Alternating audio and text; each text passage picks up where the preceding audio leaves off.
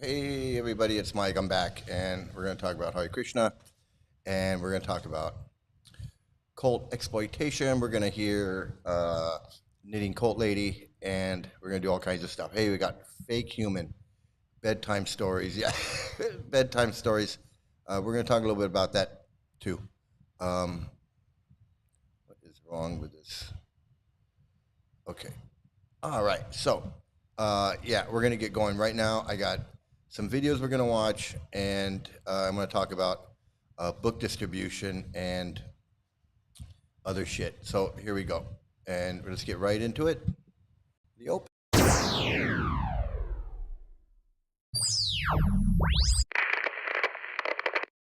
Hello? Hello.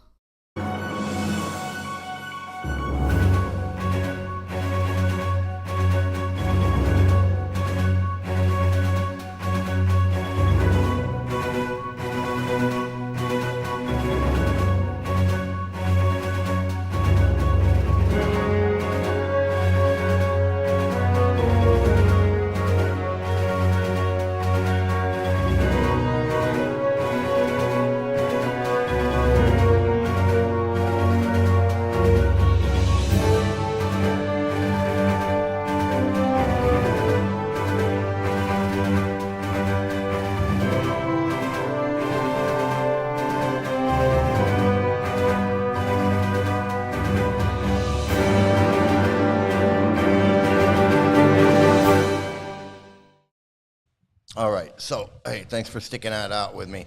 Let's see. We got Queen of Karma. Hey, great to see you.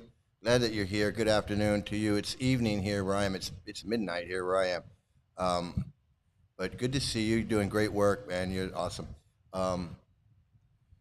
Fake Human on the phone with Hot Lips and Alexander. Hey, glad to see you here. I hope you're in the right room. I hope you came to the right place. We'll find out soon enough. We'll find out soon enough as soon as we get this going. And let's see. Okay, so we're gonna start. I'm gonna start right off with knitting cult lady. She is so good, and I haven't checked her out in a while, but this is something I'm gonna check out. So first I'm gonna show one of her videos and comment, and then I'm gonna get into another video, the book distribution. This isn't really about book distribution right now, but this is really good. Let me get going. Let's see.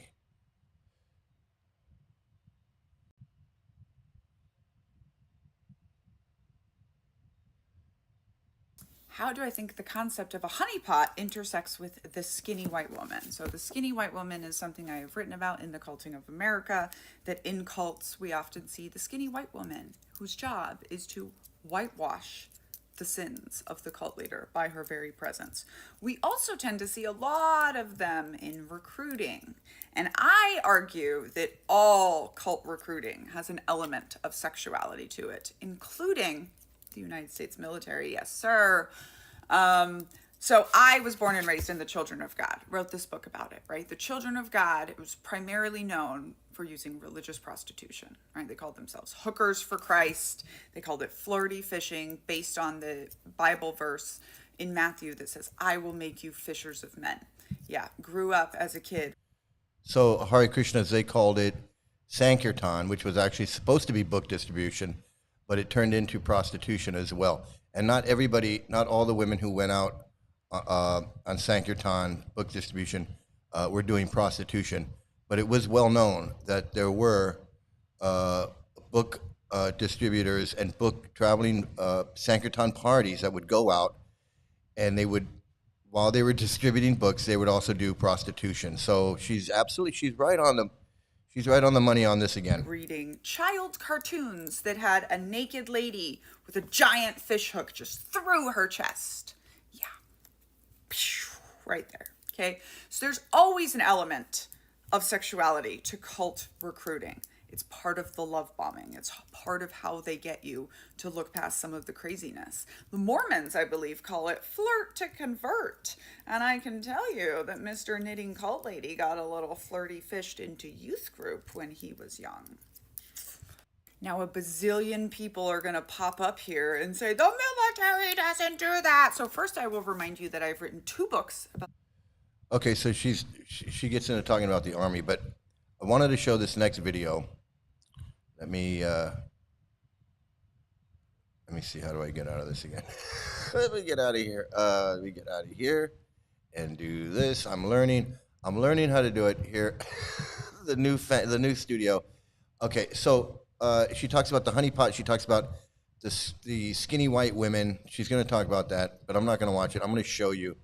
I'm going to show you what she's talking about because it applies to the Hare Krishnas. So she's talking about this prostitution. She's talking about the lure, the look of women to have a certain bit of sexuality to them. And let's take a look at this.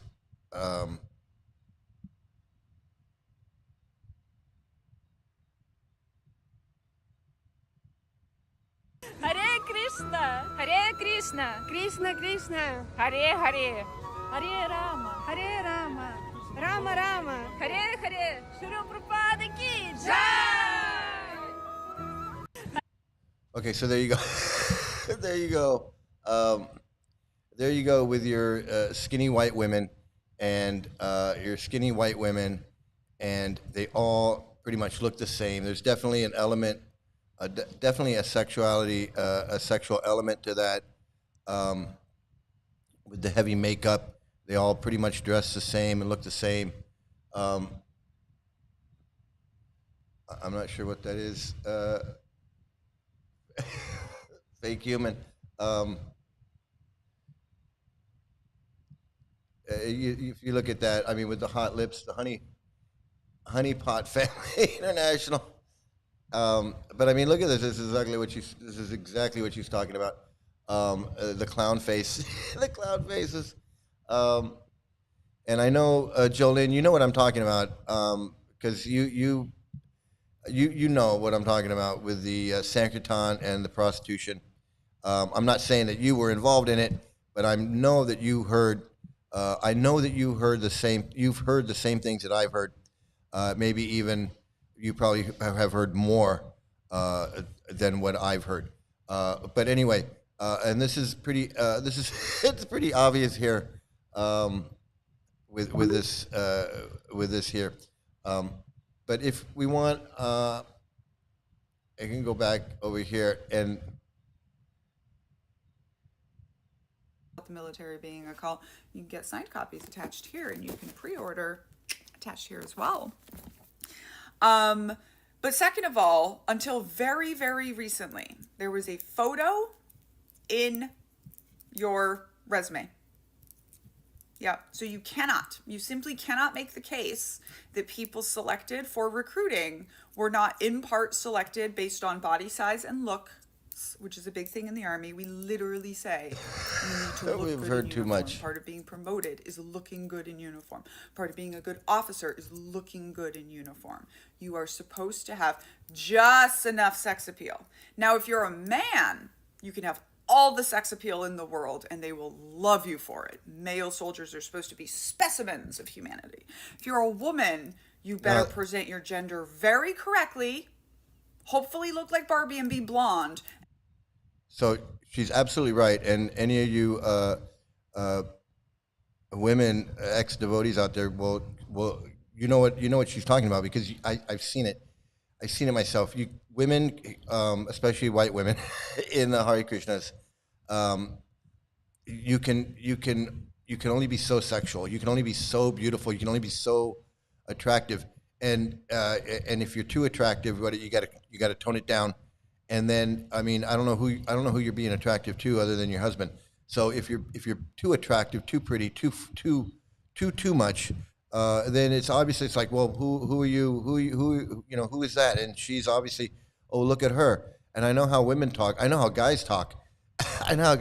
But I can imagine how women gossip about each other in the Hare Krishna movement. So even though I'm not a female and I didn't have to worry about whether I was too sexy or not, my daughter, I had to deal with it with my daughter, who was at that that evidently it's some weird 11 years old. It's some weird Krishna age for little girls. The gopis were 11. Little girls seem to be. It seems to be the danger age for little girls in the Hare Krishnas.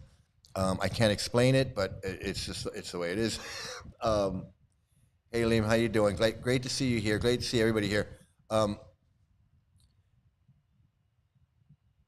And only be as sexual as they want you to. You have to be Taylor Swift sexual, not Sabrina Carpenter sexual, okay?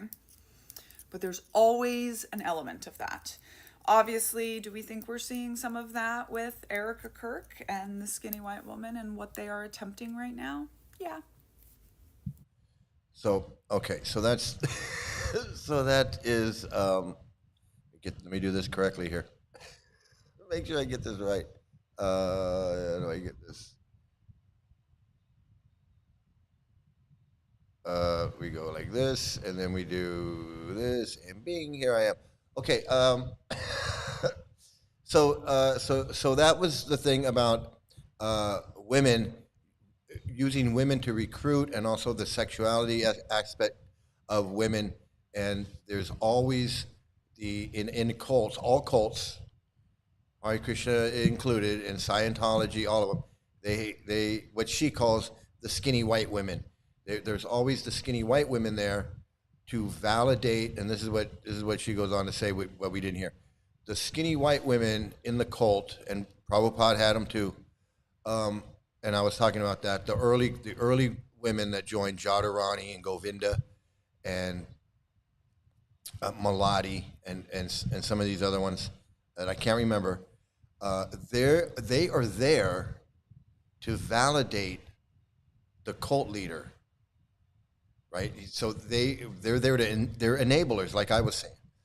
So she says they're there to validate the cult leader and his teachings, like his sexist all his sexist, racist teachings. It's okay because I'm a woman. I'm a pretty beautiful white woman, and I'm good with it. I'm down with it. That's what they're used for. Everybody's like a prop to a cult leader. So there's that sexual element to distributing these books and recruiting people with sexuality and prostitution. Sexuality and prostitution. Okay, so there's that, which ties into the book distribution. The main thing that I wanted to talk about, and of course it goes with Knitting Cult Lady. She nails it again, and she explains it very well. So let me see where we're gonna get this video from. Okay, here we go. And she explains that all door knocking is free labor. It's exploitive labor, and I'll let her explain it better. Read uncultured and then go tell each other about it and tell your friends about it, right? People have to pay big. And I really want to emphasize this so hard. All versions of door knocking are unpaid labor. If I wanted an army of thousands or millions of you to go door to door in America telling people about this wonderful book I have written, it would cost me a pretty penny, as it should. That's why word of mouth marketing is such a big deal. Like when y'all read Uncultured and then go tell each other about it and tell your friends about it, right? People have to pay big money for that. If you have been a door knocker for an organization, religious or not, in your life, and you were not paid for it, your labor was being exploited. Tell them to have a day. So she's absolutely right. She's got another one here that goes right along with it. It's like, we'll get right into it. I mean,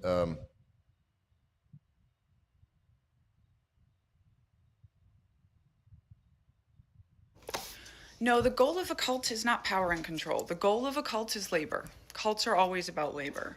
And I think what happens is people get so stopped at the what? You did what? You believed in what? Sex with children for God. What? That they don't get to the why. I was raised in the Children of God sex cult. Why? Because I was a singing, dancing, performing beggar for God. And they had an army of 10,000 of us all around the world. Our product was entertainment and entertainment products, and we made them millions and millions and millions of dollars.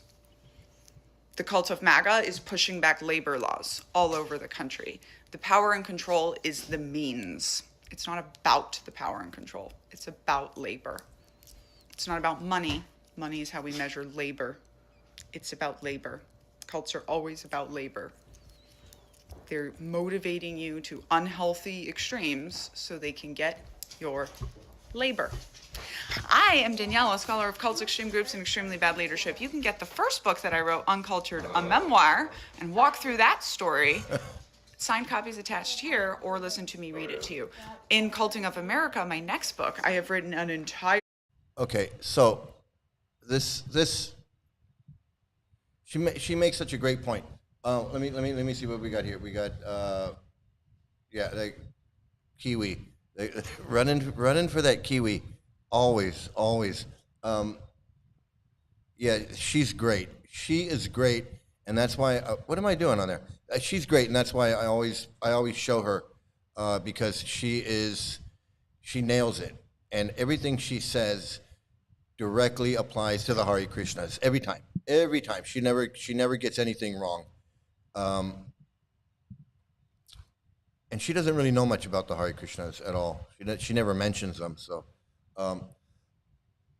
labor exploitation is one of the worst things about these cults. Yeah, well, you bring up that's such a big point, and that's one of the main reasons I was bringing this up is that the exploitation of labor runs through all the cults, and so when you have Hare Krishna, when you've got them abusing children, abusing women. They've got racist and sexist teachings, homophobia, bigotry, all these things wrapped up in their teachings, and you go, oh my God, there's all that. And then you forget about the exploitation of the labor. You've got all these people, like she said, if she wanted people to go out door to door or go out on the street and promote her book and sell her book door to door. It would cost her a lot of money to hire people to do it. People don't do that for free. You could, minimum wage in California, where I'm from, minimum wage, I think it's like $15 an hour or something like that. So you got to pay one person $15 an hour. How many books can they sell in that hour? On the street, walking around going, hey, you want to buy this book about culting of America? It's by this Daniela knitting cult lady. And it's, how many books are you going to sell? So she'd have, like she said, she'd have to have an army of people out there, selling these books constantly. And that's what Hare Krishnas do. That's what you're doing. You're the army of people out there for free, selling this guy's books, selling all these scammers' books. You're selling Prabhupada's books. He's the #1 scammer with all the bullshit in his books. And you're out there selling these books for free like a dancing monkey, like a dancing circus to raise a crowd so the book distributors can go out and sell these books to these people. You're totally being exploited. What would that cost? What would that cost if Coca-Cola wanted to do put on some kind of little concert thing on Hollywood Boulevard and have 10 or 15 people sing and dance on the street and they would pass out their Coca-Cola. Right? That'd be a lot of money to hire all those people to stand there and dance and sing and put on it and then sell their, right? Hare Krishnas do that for free down in Venice Beach, in Piccadilly Circus, on Fifth Avenue, on wherever, in every city in the world. They've got these guys, they got you out there, going out, dressing up like those women Like, where are these women? Do I have these women? I lost them. Dressing up like these like these women, and going out there and putting on. Let me show you this one. Okay, here. Look at these guys. Okay, Rafael sent this in. And this is he's not in this, but he did this. Rafael, that our friend that comes in here, chats with us. He used to be on a bus just like this somewhere in Poland, and these guys are out there selling books. They're just out there.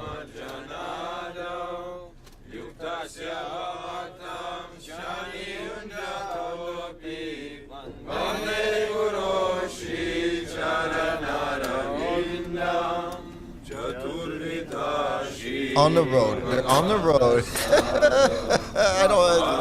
They're on the road in a traveling van.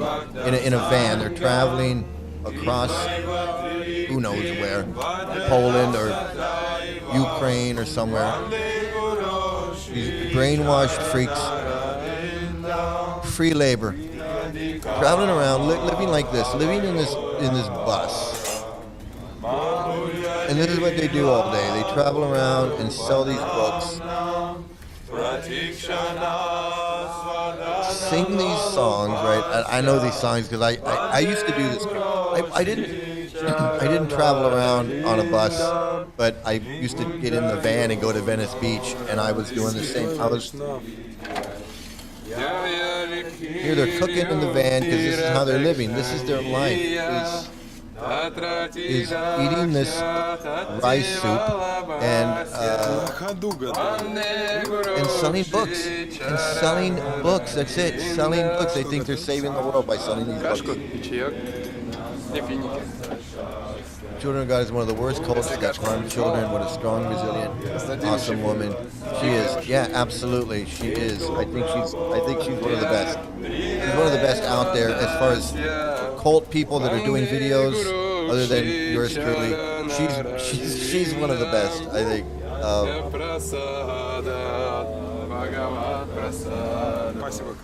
Cookie Falcon, hey, how you doing, man? Good to see you. I hope you're in the right room. From Reddit, hey, good to see you, man. I'm glad you're here. The Reddit is here. This is so exciting. Yeah, I invited them in. You know, they got to see this too. You know, hey.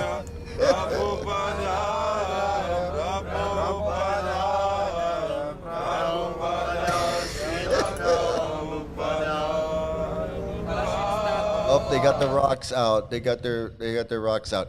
Let me see, what can we do here? Hey, I'm back. Okay. Let me get out of that. Okay. So I got some more comments here. Like Mormon missionaries sending Western men everywhere in the world under horrible conditions, and it's just free labor. It's free labor. Absolutely. Dahlia Roberts, hey, how you doing? Good to see you here. Great to see you. Hayden Erickson, how you doing? Great to see you here. Exactly. It's all just so the leader can get rich. It's just selling books. It's just to sell books. And that was the thing that I was saying that really, look at, what do we got? We got exactly what happened to my cousin at the ashram of Premananda in India. The monks there are so disturbed from repression, they act out on women. First-class women abuse. Now, is this Premananda, the big Swami, Premananda Swami, or is this a ISKCON Premananda? I'm not sure which one it is. I know it doesn't sound. It's not a good commercial. It's not a good recruitment video for the brainwashing is crazy in this cult. The poor men. You know, you say that they're not happy, but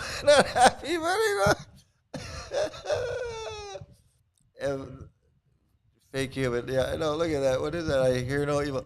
Hey, Rafael, how you doing, man? I just watched your video. I'm gonna watch it again. I gotta watch it again. Why did we buy this nonsense? We were manipulated and lied to, and based on those lies, we made incorrect assumptions, and we made bad decisions based on being lied to and deceived. We weren't told the truth. We accepted the lies, and so based on lies, and based on lies that we were told, we made bad decisions. That's all. That's the only thing. That's the only thing I can say. That's the only thing I can say, because I was right there with them too. I mean, we were all right there with them. It's really interesting, the dopamine release from chanting together and how they can become its own feel-good addiction in some ways. Okay, you hold that thought. Hold that thought, okay? Because you hold that thought about the happiness and everything. And let's take a look at this again. And let's just really see how happy they look. Let's take a look at how happy they are. Oh man, they are ecstatic. That is just transcendental ecstasy. I can.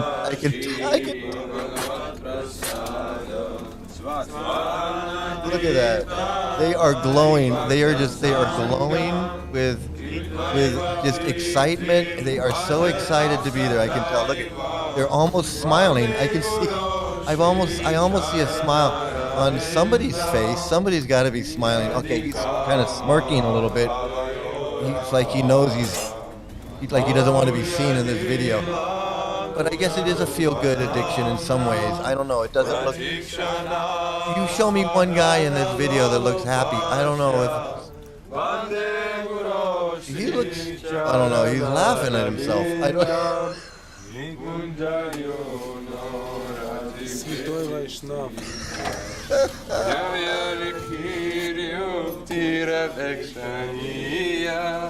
Add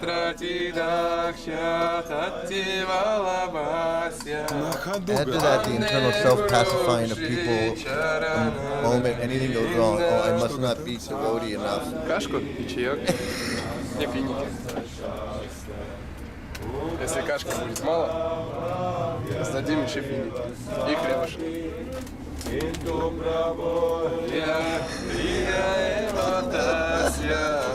Hey, turn that frown upside down, okay? Turn that frown upside down. Free labor, waste your life away, man. It's just. You're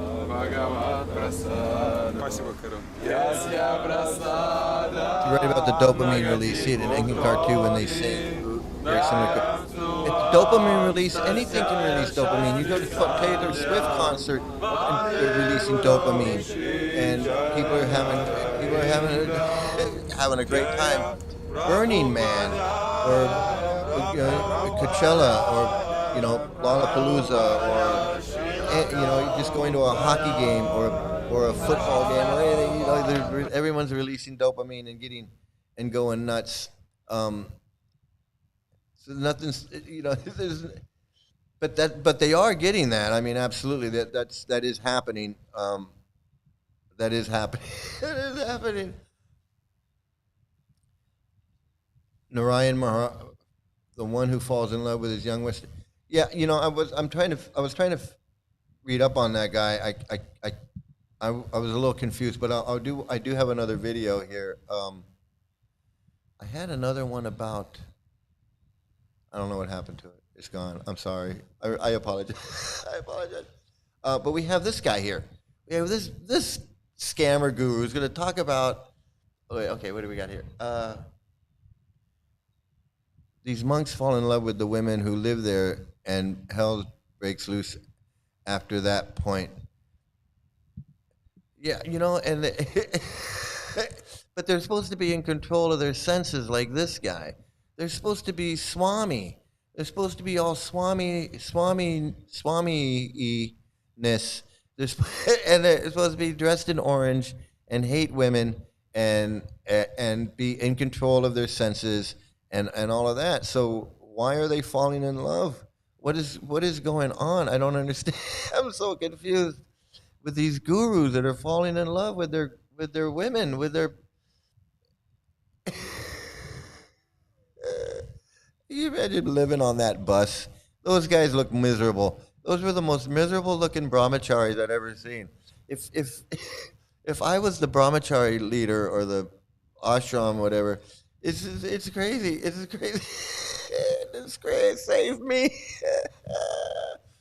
It was a bus.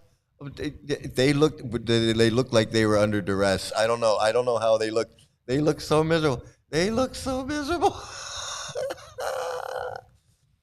Where are they? I gotta look at it again. I gotta look at it again.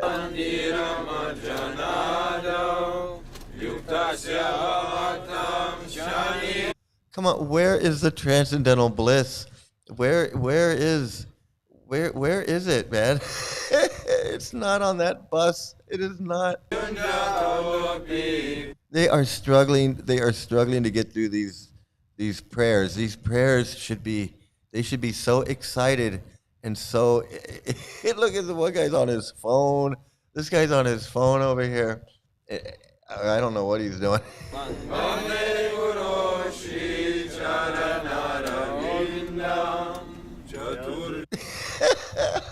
That's insane. This is insane, man. That is crazy.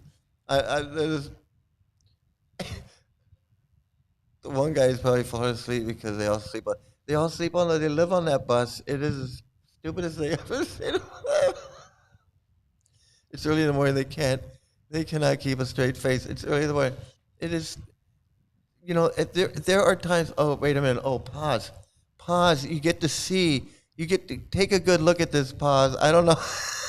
Take a good look at this pause. This is. I hate to say it, but this is. Just picture your brother on this bus, okay? Picture your brother on this bus because I guarantee you, he's been on a bus just like this. He has been on this bus, and they've been driving him around, and he's been singing this stupid song and eating this stupid food, and he's been wearing these stupid clothes. And I hate to say it like that, man. But I gotta be honest with you. I gotta be honest with you, man.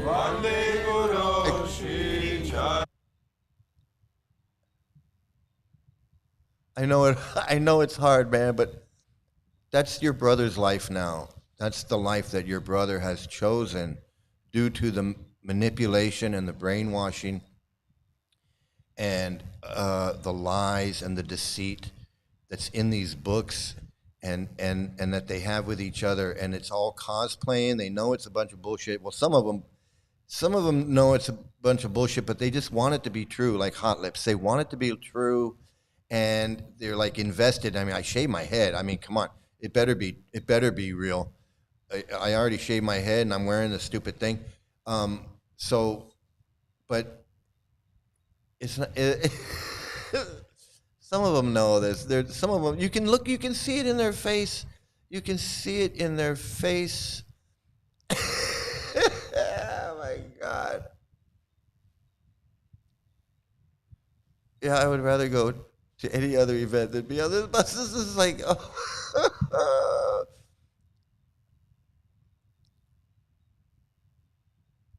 Okay, I saw this from another Hare Krishna devotee who left, and she said something about arranged dating between devotees. Is that actually a thing? Oh my God. Arranged dating is absolutely a thing. Not only arranged dating, but I mean, come on, these guys have to ask permission to friggin' do everything. If they want to get married or have sex with a woman, they got to ask, like, hey, I want to get married. Well, they don't get a girlfriend, they can get married. That guy is so vile. That guy is so vile. Let me get away from this. Let me get.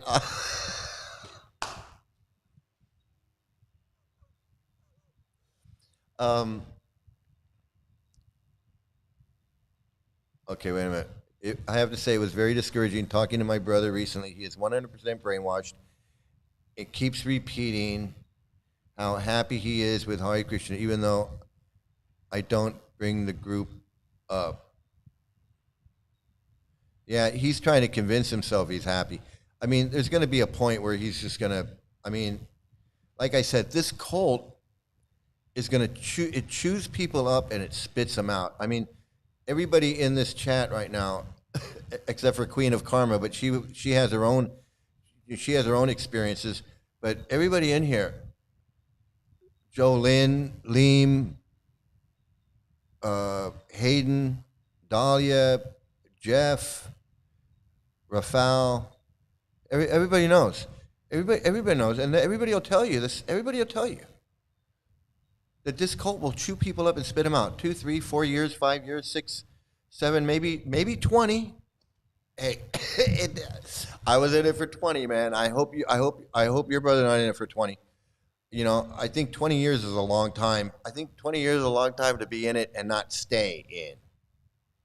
Most people that are in it for 20 years, they're lifers, all right? They're doing it for life. And I thank God I came to my senses. I got out because I was going to be a lifer, okay? I was going to be a lifer. But hey, everybody's on, like I said, everybody's on their own path. Everybody's on their own journey. And look what happened to me. You know, I was in it for 20 years, and I came to my senses, and I got out. I don't know what the average, I don't know what the shelf life is of your average Hare Krishna devotee. I couldn't tell you if it's 5 years, 10 years, somewhere in between. You know, you got a lot of people still in. They've been in it for 50, 60 years, like Trivikram. He's been in it for 60 years, and he's just now having sex with his disciple and having problems, you know, so you can take 60 years for, but I don't know what the average lifespan is, but I don't think it's 20 years. I think most people drop out way before that, way before that.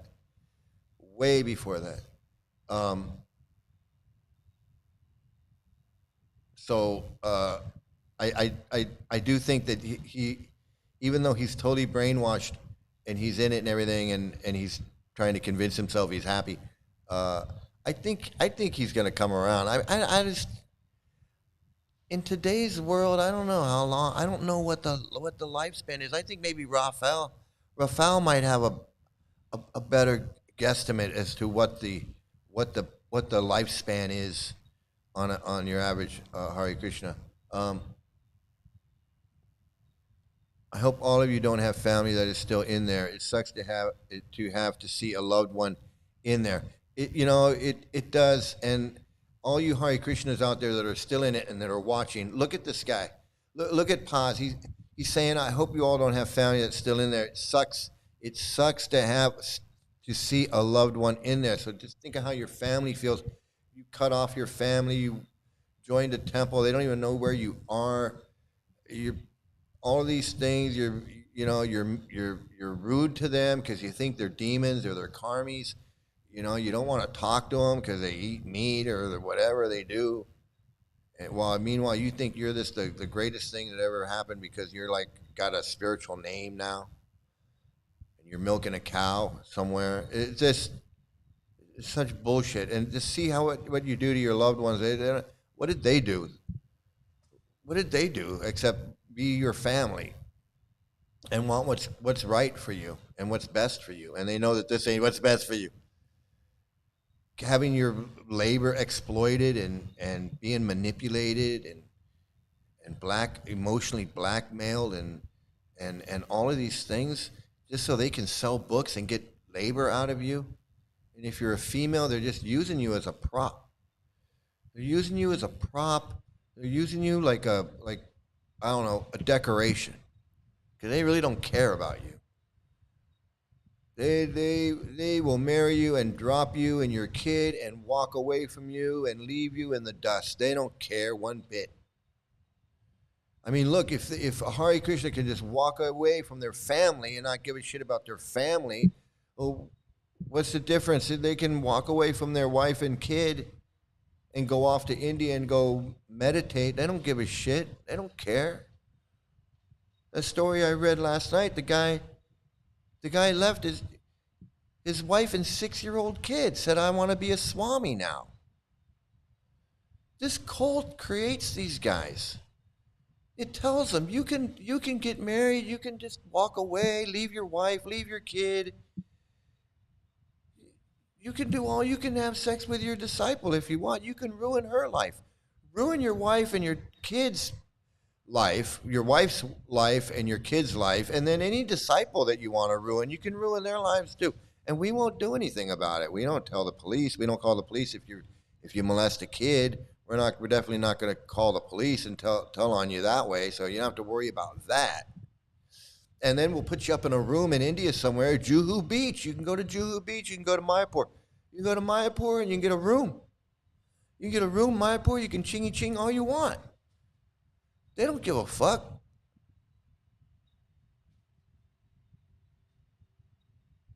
And I'm sorry, man, but I hate to see that.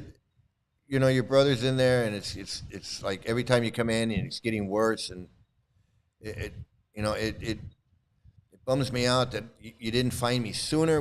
I could have maybe we could have whatever. The past is the past. We're looking forward though, but man, I'm so bummed out about that. Just make sure you keep contact so we can't completely isolate in the cult. And one day, hopefully, he'll wake up. Yeah, you gotta let him know that he can always come home. He can always come home, and you won't make fun of him. You won't give him a hard time. You won't be like, yeah, I told you so. You gotta just be like, yeah, hey, we're glad you're back, and if you don't want to talk about it, you don't talk about it. You don't want to talk about it, don't talk about it. I've never talked about my time to anybody until I started doing these videos. I have friends that I've met since I left. They never didn't even know I was in the Hare Krishna. And I never brought it up. I never talked about it. In fact, now that I'm doing these videos, and I actually mentioned some things about software and videos because I'm doing these streaming and whatever, and I'm like, yeah, I'm doing these Hare Krishna things, and they're like, what? I'm like, oh yeah, I was in the Hare Krishna, I'm back. So I've never talked about my experiences on Hare Krishna, not because I was like traumatized or anything. Well, we're all traumatized, but it was just I just got on with my life, and never really just. So I'm glad I'm doing these, and I'm glad I'm glad you know what's going on now. You know, like this bus trip, you know what his daily activities look like. You know what he looks like. He's not happy. If he's trying to convince you that he's happy, he's trying to convince himself that he's happy.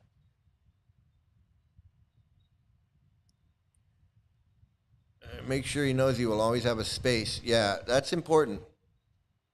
It's important that he knows that you're not because. Some families some families don't like this shit, and they will like cut them off.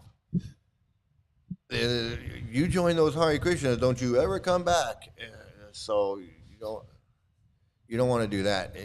If you get him out of the environment and reduce his contact with them, he's more likely to wake up. Yeah, absolutely, absolutely.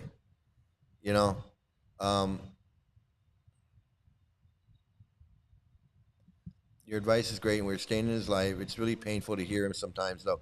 Yeah, it is. It is. It's going to be painful, and probably watching these videos and knowing more, learning more and more about it makes it worse. It probably makes it worse for you in some ways because you're like, oh my God, I didn't know it was so bad. But at least you know the truth. At least you know the truth about it, and so I think it's better that you know the truth than to be believing it's something that it's not. I gotta admit, I do think that knowing the truth is better than not knowing even if it's harder to accept the truth. It's easier to believe in it than it is to face what's really going on.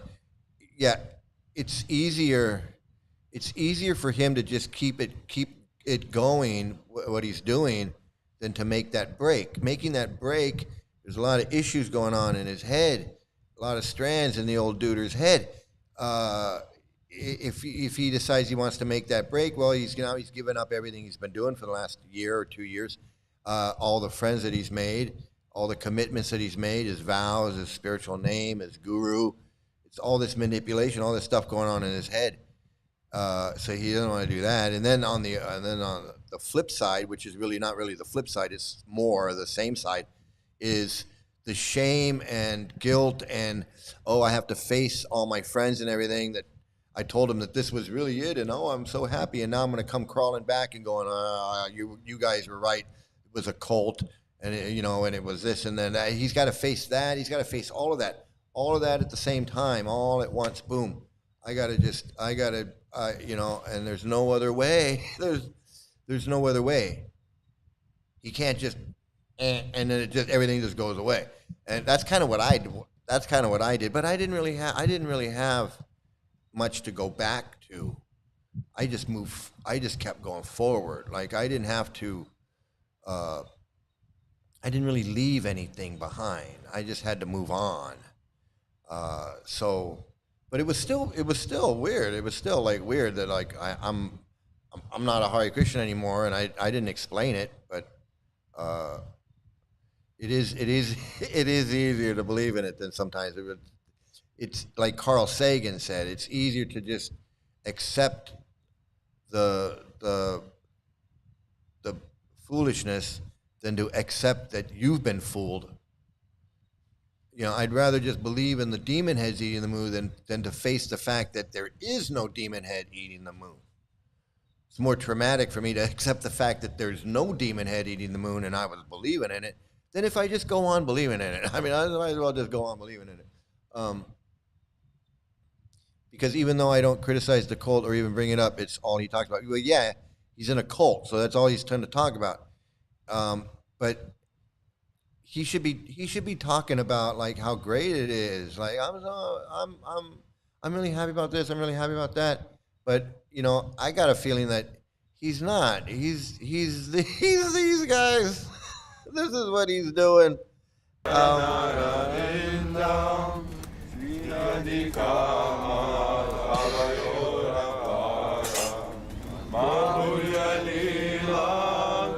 Do they really look excited to be? I mean, do they really look excited to be Hare Krishnas, to be brahmacharis, to be traveling in that van, to be out distributing Prabhupada's books, doing Sankirtan, Lord Chaitanya's golden age, his movement, his 10,000-year golden age? Do they really look excited to be part of Lord Chaitanya's? They really have the embodiment of the Panchatattva, and they even got him on the side of the van there. I mean, oh yeah. He's laughing at himself. He's like, I can't even bring myself to be serious. It is a sad case, man. It is sad. And it's sad for everyone. It's sad for everybody, and perfectly said. This cult chews people out. It chews them up and spits them out, man. Yeah, I'm glad I left too, and I'm glad I'm doing these videos so that people can know. And I'm glad that you found these videos, so at least you know what he's doing and what he's getting into. And you've got a whole community of people here that feel for you, and they know what you're going through, and I think that's really great that you found this, and that we're here for you. We're here for you, man. We're so here for you. One devotee, Janaki, said it's not how many join, it's about how many stay. Yeah, most people come to their senses. Yeah, I think Prabhupada made the statement. I think that was Prabhupada who said that. It's not how many come, it's how many stay. You're a good example to never give up on a family member or friend, because even in 20 years, I mean, they need someone on the outside to support them. Yeah, everybody needs support, and you people out there too. Remember, like, I talk a lot of shit, and I make jokes, and I cuss, and I say it like it is, and I don't pull no punches, and I don't give anybody the benefit of the doubt, all that stuff.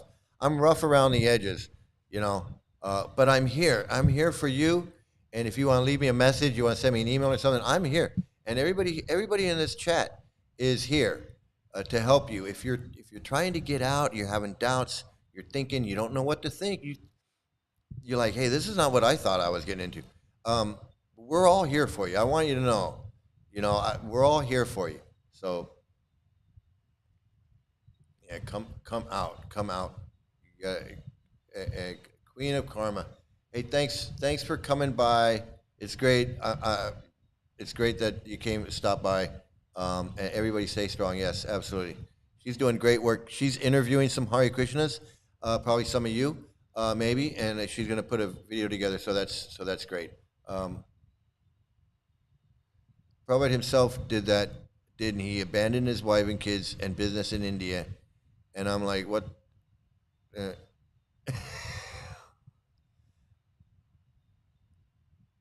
Yeah, Prabhupada absolutely did that. Prabhupada absolutely did that. So he had sex with an 11-year-old girl when he was 22 years old. Then he said he didn't like his wife, didn't love her, even though he said that she was everything. He just didn't. He was. It's to me. My opinion is he didn't know how to love. He didn't know how to love a woman. In an arranged marriage, I figure that's probably pretty common, but probably didn't have the sense, the cultural upbringing. But he didn't have he wouldn't know pure devotee. He wouldn't know everything. If he knew everything, he would have known how to fix his own marriage. He would have been able to engage his wife in preaching if he was really this pure devotee who could people and turn them into swamis and turn them into gurus and turn them into whatever he could turn them into. He could, if he could do that. Look, if he could turn Kirtananda into a swami, he should have been able to at least get his wife to chant Hare Krishna. If you can't, if a husband can't get his wife, and he's a pure devotee, he can't get his wife to chant Hare Krishna, at least to humor him, then what the hell is that? Seriously, but he couldn't get his wife? No, because he raped her when she was 11 years old. She was like, "Fuck you! I don't want nothing to do with you," and I don't blame her for that. She probably hated him for that.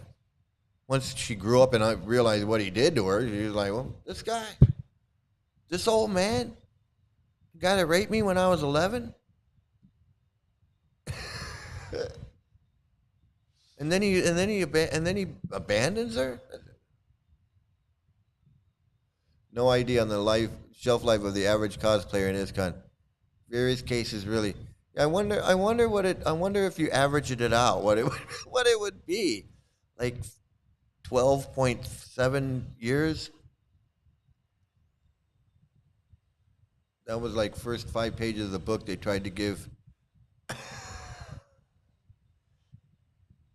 Yeah, I mean, Prabhupada put it all in the Bhagavad Gita, and he put it all like in the introduction of the Bhagavad Gita. So if you get just the introduction of the Bhagavad Gita, you get a pretty good taste of all the bullshit that's in there. It's pretty. But they don't want you to just get one book. But you can go to the database. You can go here, and you can see everything, and you can read everything. You can search words and phrases. You can type in rape, and you can see what Prabhupada said about rape. You can type in whatever. You can type in bananas and see every time Prabhupada said the word bananas. If you wanted to do that, so you can be creative, and you can look up what he said, so you don't even have to buy their books. You can just go and read it on your own, and up to here with the bullshit of this place. But I wanted to show this freak, of course, talking about getting free labor out of people, right? What else is there in life, right? What else is there in life? And I've been asked to say a few words about the Sankirtan Padayatra. Yeah, he's talking just like the other fuck that we saw the other night, Radhanath Swami. He's talking exactly like when that stupid idiot was talking about the hawk and the fish. And now this guy's going to sit there and talk exactly the same way. What is it with these freaks? Which Chaitanya Mahaprabhu himself personally inaugurated by doing Padayatra throughout South India, much of West India, through the Jharkhand forest, and then along the Ganga up to Vrindavan. And in recent times, Srila Prabhupada, among the many programs which he inaugurated for fulfilling Chaitanya Mahaprabhu's Bhavishyavani, his prophecy, Prithivite Ache Jato Nagaradigram Savach Pracha Hoibe Maranam, for fulfilling this prophecy among the This guy, where am I here? I just want to,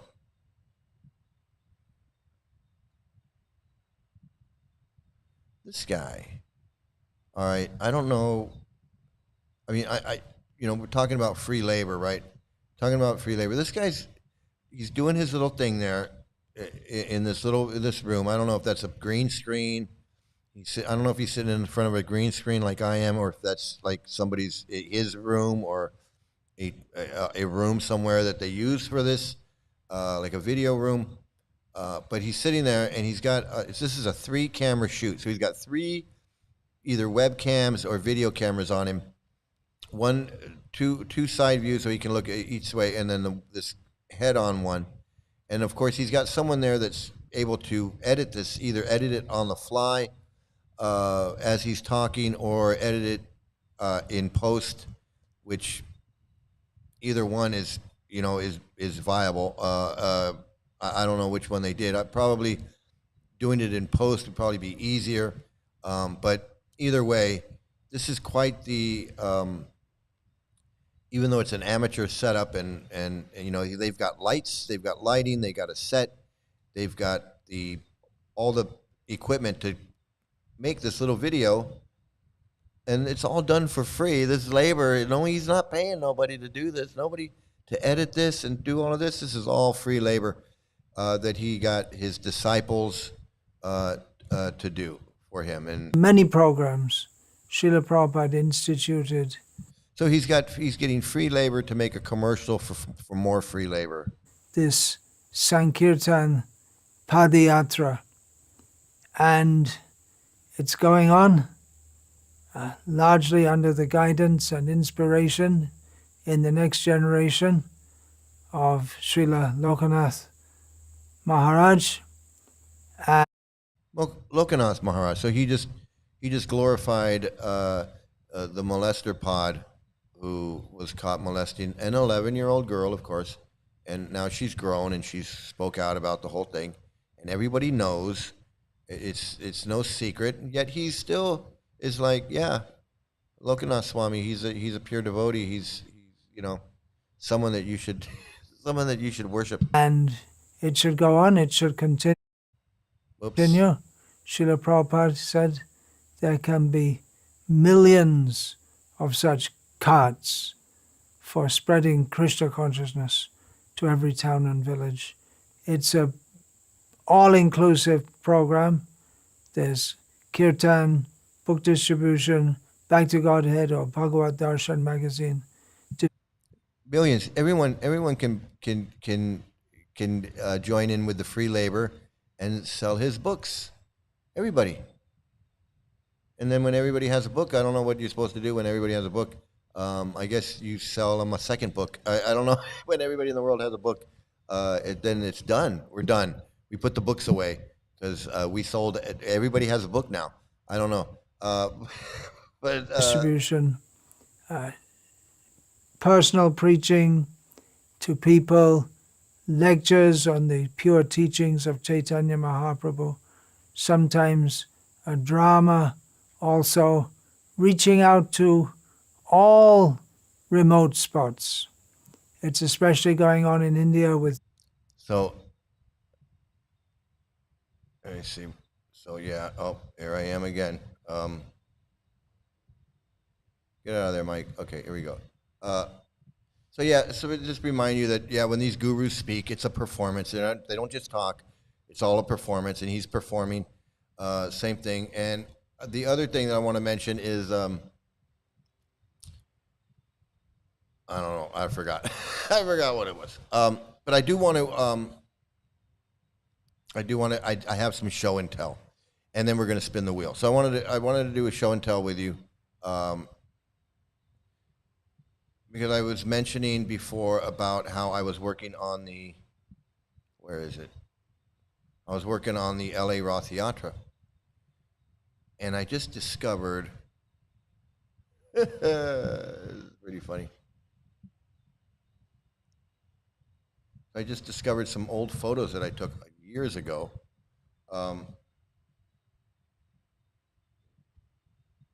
When I was working on the Roth Yacht, I actually took these photos, and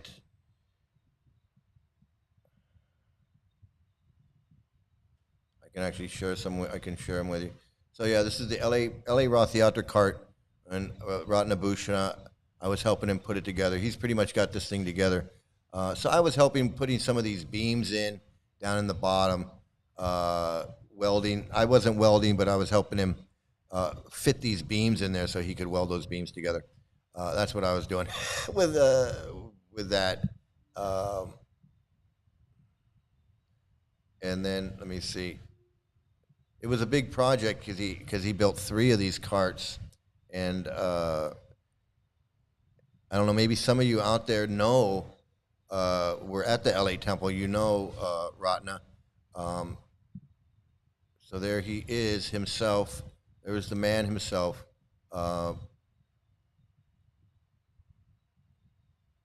Working on the cart, putting the decorations on the cart there, finishing it up. And then, of course, I got some photos here that, because I know so many devotees are watching nowadays, and I took these pictures. This was 2011. This was the last Roth Yatra that I went to.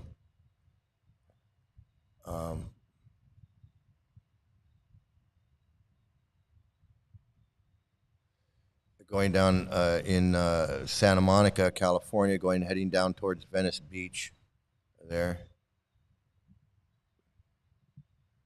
And in the brand new Roth Yatra carts that we had just finished building. And I don't know, maybe you recognize some of these. Somebody recognizes some of these people, and yeah, I don't know. Let me see.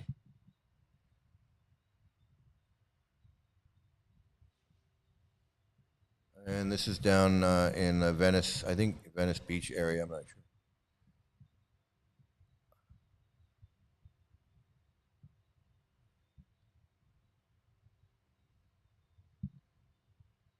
So that was the Roth Yatra 2011 that went down to. So yeah, I wanted to do this this stream and talk about the book distribution.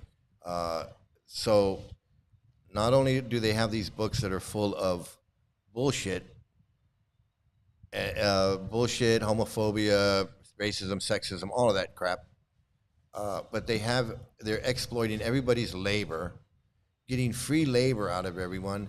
All these people that this Roth Yatra is all just for book distribution. That's all it is. That's all it is. It's just to be, it's just a big festival to sell books.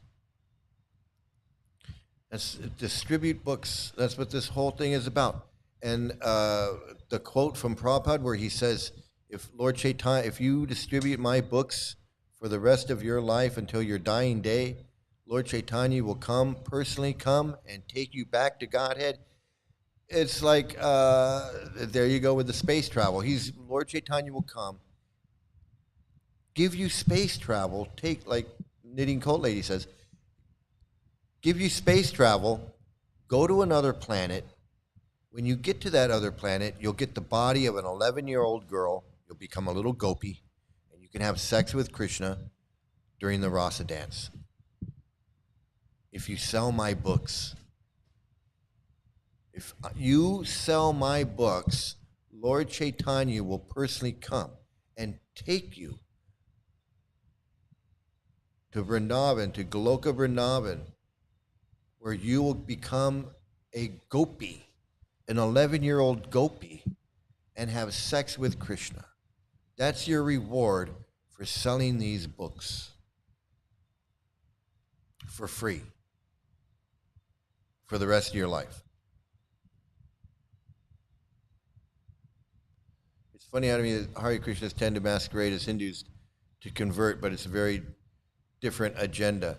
Oh yeah, it's cosplaying. It's total cosplaying. It's ridiculous. Best Salesman Awards got. They definitely know. They know how to do it, and it's no secret.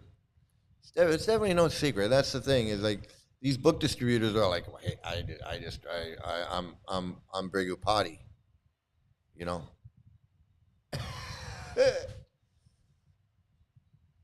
Rocket to the moon, rocket to the moon, rocket to the moon. It's insane. I did not know about that gopi goal. How did you not know? How did you not know? I mean, the whole point of chanting and Lord Chaitanya's movement is the gopis. The gopis are the highest form. They exhibit the highest level of devotional service. They drop everything when Krishna plays their flute. The gopis, they drop everything. They leave their husbands. They leave their babies. They leave the milk boiling on the stove. Some are milking the cows, and they just get up and leave. They don't even finish milking the cows. They just get up and leave. Some of them are breastfeeding, and they put the baby down and they run to go be with Krishna, these 11-year-old girls. And they run to be with Krishna so they can have sex with Krishna at the rasa dance. That's what these gopis are doing, right? They hear Krishna play the flute. They drop everything and they run off to go have sex with Krishna. So and Lord Chaitanya says that's the best, and that's the goal of life, is to develop love of God the way the gopis did. That's the goal. That's their goal. The gopis are the highest form. They're the highest level of love of God. There is nothing greater, Lord Chaitanya says in the Shikshastika, there is nothing greater than the love that the gopis have for Krishna. That's the highest that there is. That's why Gaurahari is like, you gotta laugh, you gotta cry, we gotta look at him. We gotta check out Gaurahari as for fun. Kooky Falcon, stay away from this cult. Yeah, you could take it from Paz. He knows.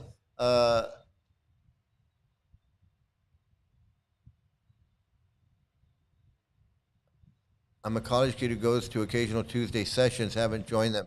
Oh, man, you're dancing with the devil. You are dancing with the devil if you are hanging around with them and you're associating with them, because that's the worst thing, is for you to just accept them as like, oh, they're okay. That's what they want you to do. They want you to go, oh, it's not a cult. They're pretty cool people. They're okay. And then slowly, you get used to it and you start to accept it. And you won't even realize it. Seriously, you do not want to have anything to do with these people. You don't want to have anything to do with it. You just don't. It's like swimming too close to the edge of the waterfall. And you think like, oh, I can swim over here. I'm not going over the edge. Next thing you know, I'm telling you, man. I'm telling you, we're all telling you. Same promise given by Prabhupada to his brainwashed disciples upon completion of the printing of the Chaitanya Charitamrita in 2 months. All going to Goloka Vrindavan, no doubt. Deal done. Yeah, exactly. And get a little 11-year-old body, 11-year-old female body. So yeah. They're trying to convert me for the past year. Well, if they haven't converted you yet, then that's a good sign. Definitely stay away. You know, you watch my videos, okay? Just you go back, start from part 1. And retards are us, Mental Incorporated. Take it from fake human. Fake human knows. Fake human. Don't question fake human. I mean,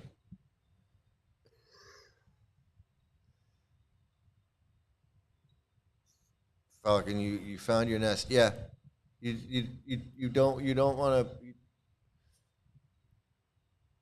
They're crazy, but I kind of don't have a choice because my lab grad student keeps pushing me to go with them, and when I do their lectures, I'm like, they're crazy, and so I stop.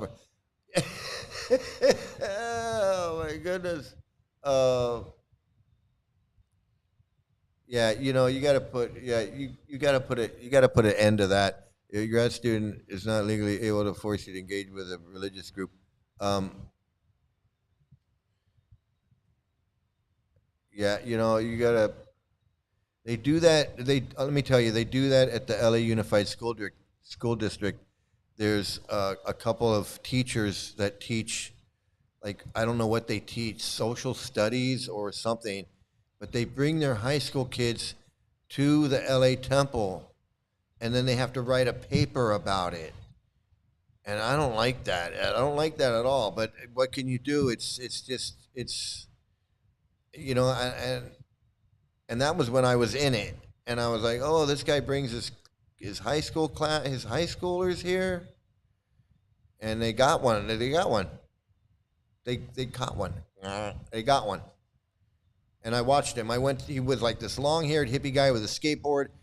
And he came in with his class, and then he came back the next week with the Sunday feast, and then he kept coming to Sunday feast.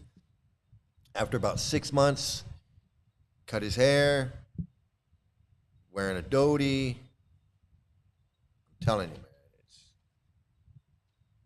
it's a subtle thing and all verbal. Yeah, I'm telling you. Well, as long as you're listening to us, you're listening to me, you're listening to everybody in this chat, you're listening to us. I think you'll be able to cut loose, and you can ask them. You can say, well, what's all this racism in your books? What's all this about Negroes? What's all this about women having small brains and liking to be raped? And when they give you their bullshit answers, go, that doesn't sound like an answer to me. That doesn't really sound like much of an answer to me. You're telling me Krishna is sexist and racist? No. Krishna. I would put it to, I would do that. I don't know. I don't like it. I don't like the infringement in your rights as a citizen, as a student. Yeah, I think when you're in school, I don't think they should be able to force you into a cult. I don't think that's really ethical. If you're in a university or in college or high school, that they should not be able to make you go to a cult meeting. I don't know. Call me weird. I don't know. Call me weird. I don't know, man. I don't think that's right. But just hey, for you, Cookie. I'm gonna show you someone that you probably didn't even know existed. We're gonna go ahead and do it. We got to do it. We're gonna look at. We got to find our buddy.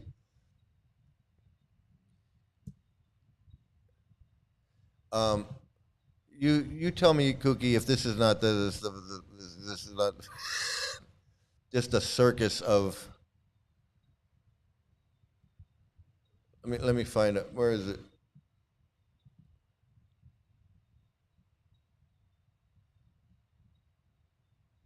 Oh my goodness. I'm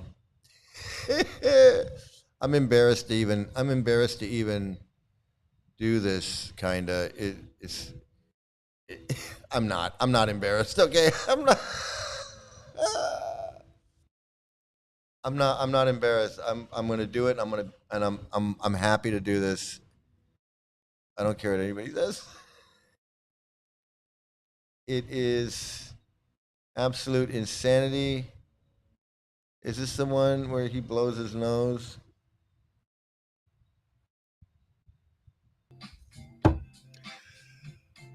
Lungs hurt for some reason. I don't know why that is. He's having a heart attack, I think. Unusual. Krishna.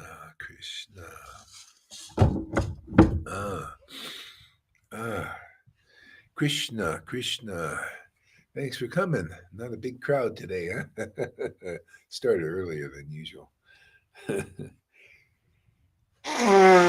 There you go. That's what we need. Some transcendental snot.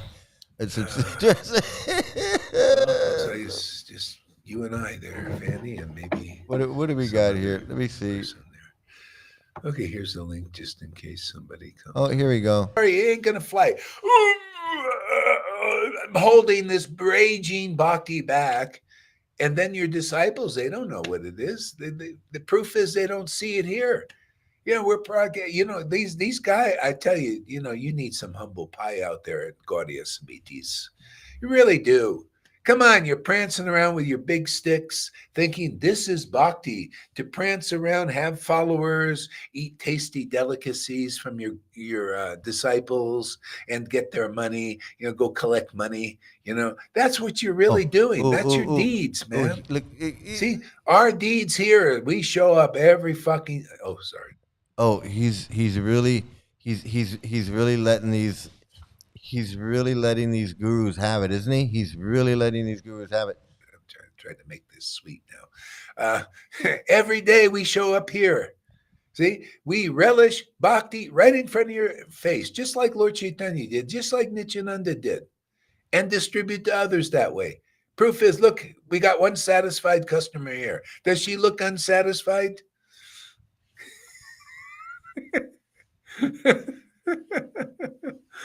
She's a mental patient. What is he talking about? This is you got to. This is, if this isn't Dumb and Dumber, I don't know what is. That's one of the many testimonials here that we got good food here. What? Because she. I'm speechless. I don't even know the words. I don't even have the words to express the thoughts that are going through the strands that are going through the old duder's head, man. You want to do Raganuga, you come here, you'll do some Raganuga, man. You'll start to taste bhakti, taste what it is. Of course, we're gonna do some Raganuga, man. We're gonna do some Raganuga, man. Then we're gonna do some Thai stick, and then we're gonna do some more Raganuga, man. Yeah, man, that's what we're purified. You got to believe in the word. Remember the word of God. This is the thing. Those who surrender to Krishna, see, you take away all their sins, man. Hey, are you still suffering following these gurus? Well, maybe their word is not as you believe in their word. Is it taking away your sins? Well, hey, anybody here believing in this word, their sins are going. How he really thinks that what he's saying is different than what these other freaks are saying. He really thinks he's different than these other gurus.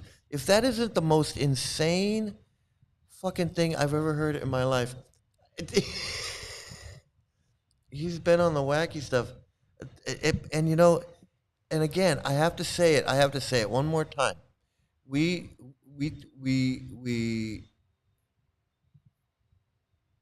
look at this other guy. I guess I popped off. I'm not on that guy anymore. But we look at Hugh Turvey at Bhakti Vikas Swami, and you go, he looks like a guru, like a fake, phony, fraud ass guru. And then we look at this guy and we go, well, he's not even dressed up like a fake ass, fraud ass guru. He's even more. I don't know if he's more fake or less fake, because there's something organically fake and phony about him, that he's not even dressing up like a fake. I mean, he's still they're all fakes and phonies, but he actually thinks that he thinks he's different than these other guys. That is the most hilarious thing of all. And they become prema bhaktas and are chanting in ecstasy. Hey, man, I'm not speculating. I'm not exaggerating. It's actually true. It's for real here. You guys are the exaggerations and the speculations. I'm Raganuga. I'm purebhakti.com. He doesn't realize that I'm Gaura Haridas Gurudev. He doesn't see it. He's blind to his own. He's high on his own supply. When they say getting high on your own supply, that's the face of getting high on your own supply. It is. Look at the red lips. Look at that hot lips Houlihan. Hot lips Houlihan over here. The customer goes crazy.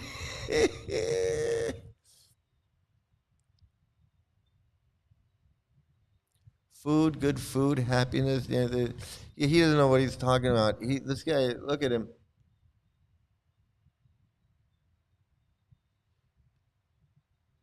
The philosophy is very seductive. They believe they're much better than karmis who just eat, sleep, mate, defend, and work for sense gratification because they're in Maya and they do the exactly the same. Yes, it is. It's a real cognitive dissonance when they're like when they say, well, all these hamburger gobblers and Joe Sixpack are after sense gratification. They're just doing sense gratification, uh, and meanwhile, these Goraharis and this Bhaktivinoda, it's sense gratification for them. It's just they're cosplaying. There is no transcendental bliss. There is no transcendental anything. So they're not feeling anything different than anybody else. It's the same sense gratification. He gets sense gratification from putting on his orange woman-hating outfit, and then he puts his T-lock on his face, and he's got his neck beads on, and he feels good about that. Makes him feel good. And then he sits on his little chair, and he chants his beads or whatever, and he feels good. Just like this freak. Just like this Gorahari freak. He feels good telling this Lalita Gunga Hot Lips Houlihan over here that all of this bullshit makes him feel like he's somebody. There's no pure bhakti coming. It's just a There's fantasy. no pure bhakti coming. It's just wearpurebhakti.com. It's like, yeah, I got Prabhupada's books on my shelf. Yeah. Can you taste them? Can you taste the ecstasy in those books? What in God's holy name are you blathering about? Can you preach clear logic of these Vedas? And can you? What the fuck are you talking about? You can't do any of that. He thinks he could. What did he just say? Did I hear him correctly? What did he say? it's like, yeah, wearpurebhakti.com. It's like, yeah, I got Prabhupada's books on my shelf. Yeah. Can you taste them? Can you taste the ecstasy in those books? Can you preach clear logic of these Vedas and destroy illusion for those who believe in your word? Okay. Yeah, the whole point of this preaching is just to convince people to show them what real logic is. I challenge you guys, man. Why are you going to listen to these gurus? They are afraid to show. He's challenging someone? I challenge him. I challenge him to reveal his real name. I heard he won't tell anybody his real name. Literally, not these gurus trying to explain to me how money and capitalism is good and not part of Maya. Yeah, these guys will say anything to get money out of your pocket. They'll say absolutely anything. How the heck did Hot Lips get caught up in this crap? That's what she wants to know. Hot Lips wants to know how she got caught up in this crap. And worse, but they think they're so much better because they're in Yoga Maya. Yeah, let me just make up words, and then I'll apply a meaning to those words, and then I'll convince you that those words also have meaning, and then we'll just go along with this big cosplaying bullshit artist. It's just a bunch of bullshit. Yoga Maya and Maha Maya and Maya Devi and Maya Vadi, and I mean, come on, man.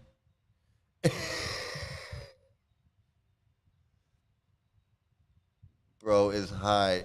This guy is. Tell me you're greedy and unspiritual without morality, without telling me.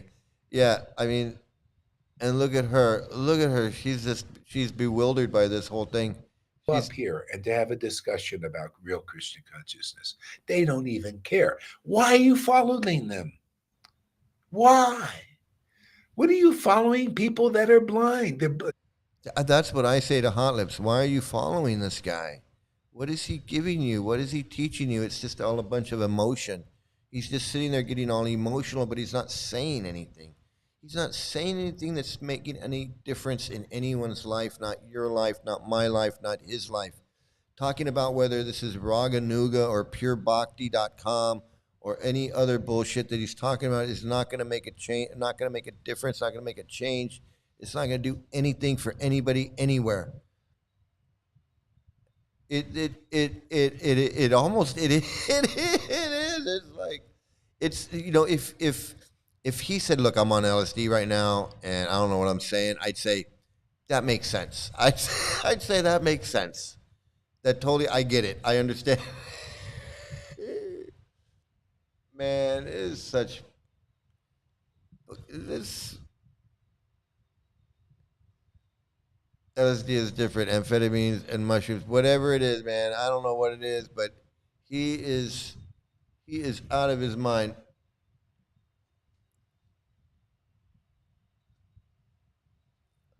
What is this video like? Is this a lecture that he's doing? Yeah, this is his version of Hare Krishna. So this is his version of Hare Krishna. He doesn't wear the outfit, but he's a guru. So he's like a guru for the modern age, but it's the same shit. And he thinks he's way beyond the Hare Krishna gurus. He thinks he's like the ultimate guru. He's the guru of gurus. Didn't you hear Jesus' preaching? Blind leaders, now he's going to bring Jesus into blind it. Followers, they both fall in a ditch. It's really true. Do you not see the revival of that concept? You know, your gurus are I haven't met one guru that could actually see.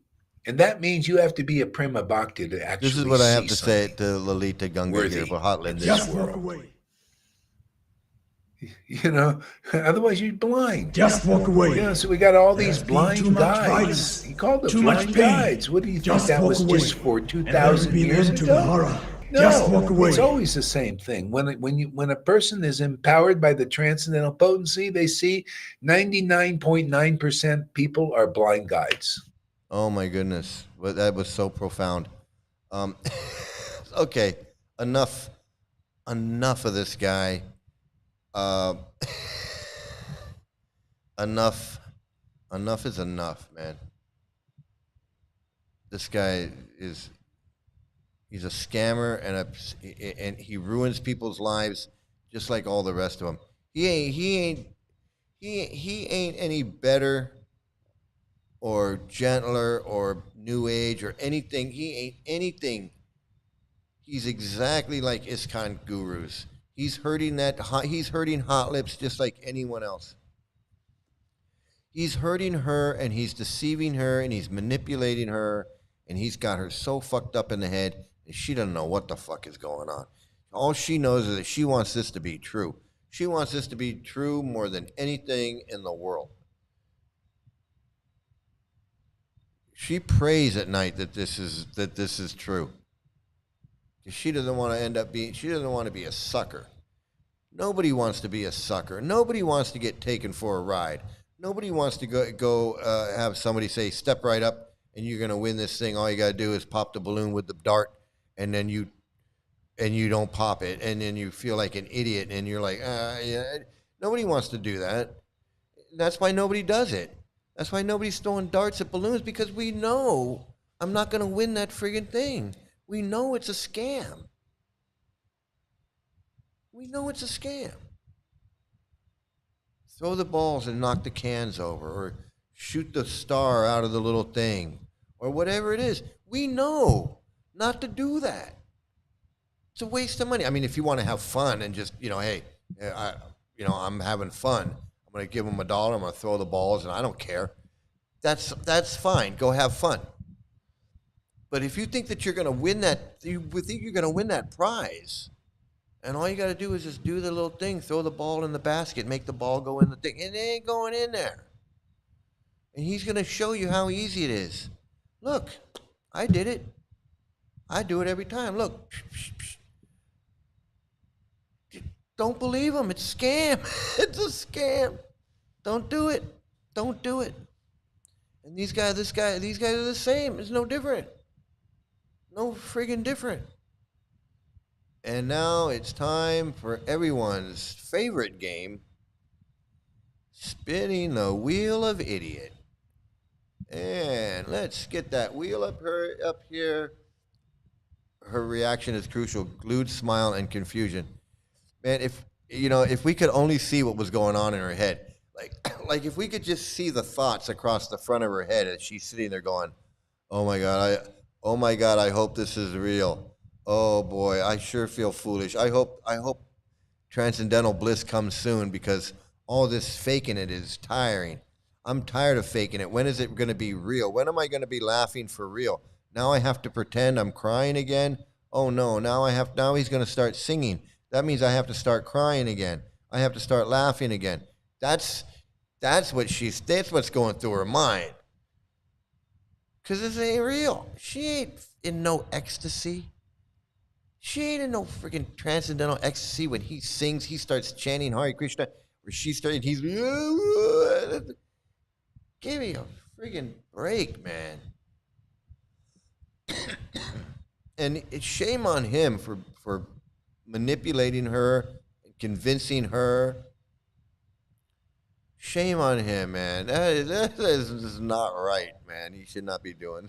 He should not be doing that. Let me get my theme song. We got my theme song going. There we go. Let's see. Okay, wheel of. Let me see if I get in my spot over here. Can I get in my spot? Oh, there we go. Hey, it's Mike. Okay. Let's spin this wheel and see where it lands. What idiot is it gonna land on?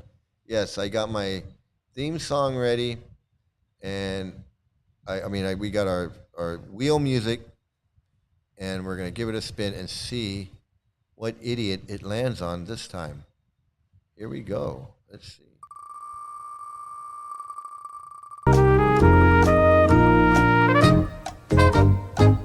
Oh my goodness. Oh, it went. No, we did him already. I'm taking him off of there. I don't want to do him again. I'm tired of that guy. I'm tired of him. I thought we moved him before. Let's get him off of there. Oh. What happened?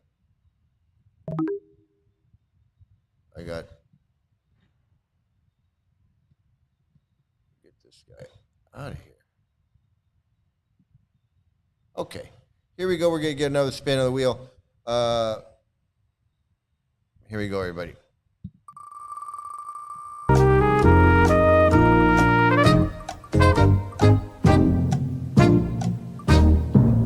Oh, I think this is someone that we have never seen before.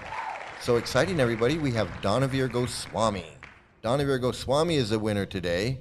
Let's give him a big hand. And let's see. Let's see if we can find this fool. We'll find this fool. Oh, wait a minute. What do I got to do here? I got to exit out of here, go over here. There we go. Okay. Yes, absolutely. A big hand, everybody, for Donavir Goswami. I actually met Donavir Goswami. He was not a Swami when I met him. He was just a jerk. And let's see. He thought he was so important. Let me find good old Donavir.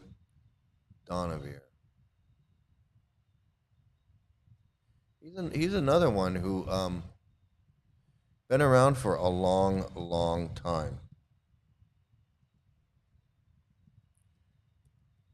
He's wasted his entire life in this cult. He has wasted his entire life in this cult.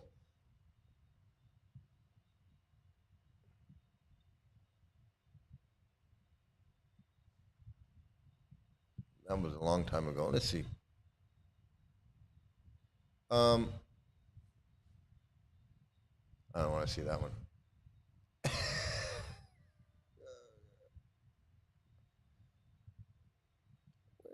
Where's his? Okay, let's watch this one. I guess. Why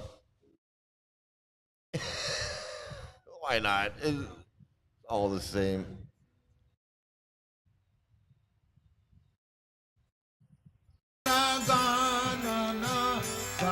Donavir remembers Prabhupada.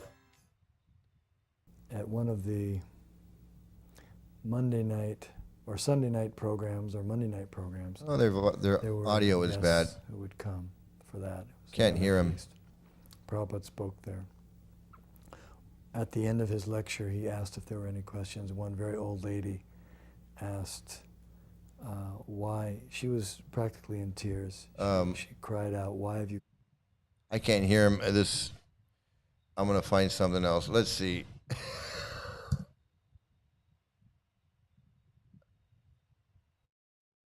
Of Srila Prabhupada, without the least hint of Maryada Vyatikama, impertinent jumping over. If anyone thought there was any indication of him jumping over his spiritual master, I don't know what's wrong with. As he can go on glorifying Bhakti Siddhanta Saraswati Thakur forever. Evidently, Donavir has problems with his audio. He's a pure devotee, but he does not know how to get good audio on his videos.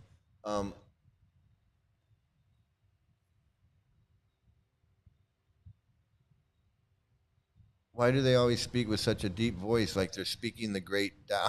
Bro, you're saying some rando lady came to you,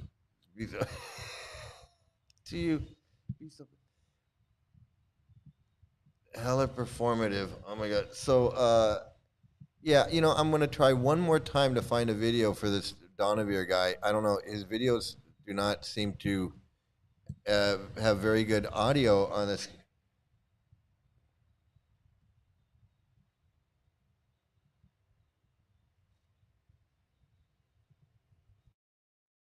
Okay, I'm gonna try. This guy is such a joke, but anyway. Okay, here we go. Let's see. Born Dane Holtzman on November 14, 1949, in Los Angeles, California, is a distinguished spiritual leader, educator, author, Kirtaniya, and senior figure within the International Society for Krishna Consciousness, ISKCON. A devoted disciple of His Divine Grace A.C. Bhaktivedanta Swami Prabhupada. Donavir Goswami has dedicated his life to spreading Krishna consciousness globally. His contributions include groundbreaking educational programs, impactful leadership, profound literary works, and inspiring devotional music. Early years in academic excellence, Dr. 49 to Taximanti, born into a Jewish family in Los Angeles, Dane Holtzman demonstrated a natural talent for academics and sports. You say he was born into a Jewish family? His name is Dane Holtzman. So this Dane Holtzman guy, he's Jewish by birth, by upbringing, and then he decides he's going to follow this Holocaust-denying, anti-Semitic, Jew-hating Prabhupada, who said that Hitler was a great man, good man. Hitler, he was the good guy in World War II. The British treated him badly. Hitler didn't drop the atomic bomb, but the Americans did. So the Americans were the bad guys, and Hitler was a good guy because Hitler didn't drop the atomic bomb. And Hitler didn't kill 6 million Jews in concentration camps. He just executed a few thousand Jews that were incarcerated. That's all he did. No big deal. And the Jews were, they were money lenders, and they got a bad reputation. Even Shakespeare, called him Shylock the Jew. So naturally, you know, doesn't that mean anything to you? These are Prabhupada's words. This is what Prabhupada said. And this Dane Holtzman over here didn't care.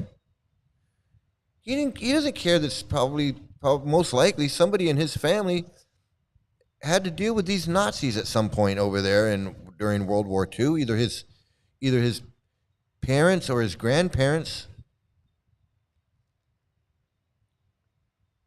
Where do you think his grandparents came from? There was no Israel when his grandparents were born. And now he's following this Holocaust denying, Hitler glorifying, anti-Semitic friggin' piece of shit. That's this guy. That's this Dane Holtzman guy. And now he's His Holiness.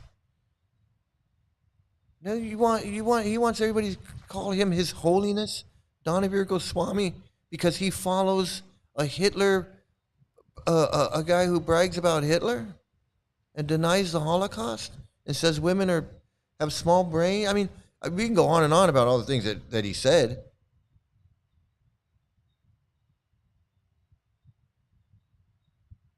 This is Dane Holtzman guy. What a fucking blight on his family. On his family. On the legacy of his grandparents probably had to flee Europe to avoid being put in a concentration, or possibly could have been in a concentration camp.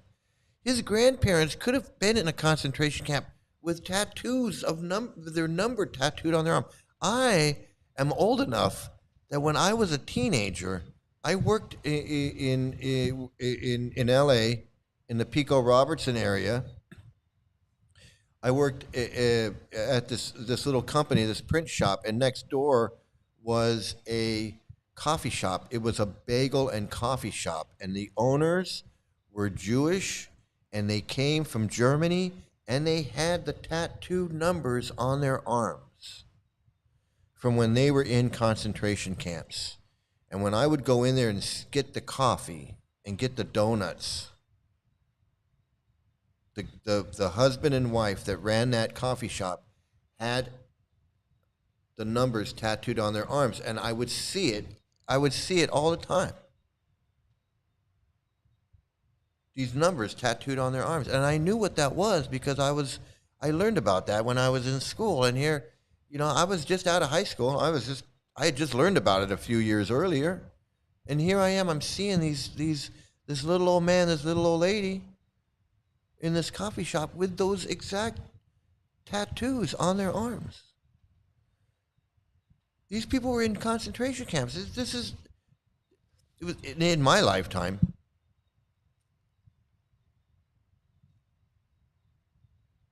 In my lifetime, I met people that were in concentration camps, had tattoos on their arms.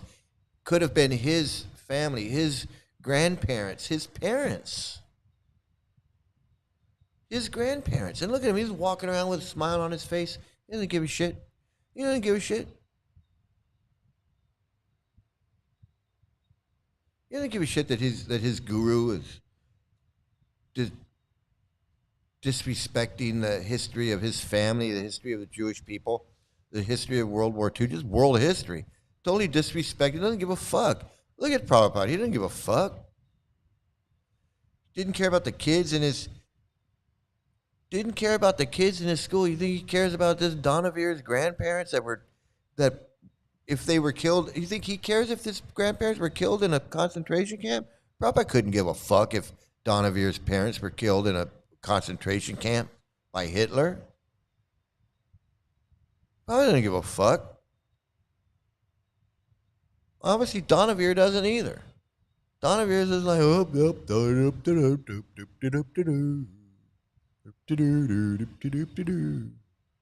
go chat my rounds. And I'm going to just waste my whole life. I'm going to spend my whole life. I'm going to spend my whole fucking life in this cult where they can exploit my labor and have me selling books and then preaching all for free for 50, 60 years, since 1971 or something. Attended the University of California, Los Angeles, UCLA, where he majored in business and excelled as a volleyball athlete. In 1970, he achieved recognition as the NCAA Most Valuable Player and won an international two-man beach volleyball tournament in Santa Cruz. Despite these material successes, Dane felt an inner void, prompting him to seek a higher purpose. Oh my goodness. I heard that story. He told me that story like in person because I had him come on my TV show when I was doing my TV shows in LA, and he was in LA at the time. Like he was there for like a couple of weeks, and I didn't know who he was. I didn't know who this guy was. He was just Donovan, just some guy, you know. And so I said, "Hey, well, you want to come on to my show and talk about Krishna?" And he was like, "Yeah, okay." So I drove him to the studio, and on the way, you know, we were talking. I was like, "So tell me what's," and so he told me this whole story about his volleyball, and he went to UCLA or wherever, and he was the volleyball king.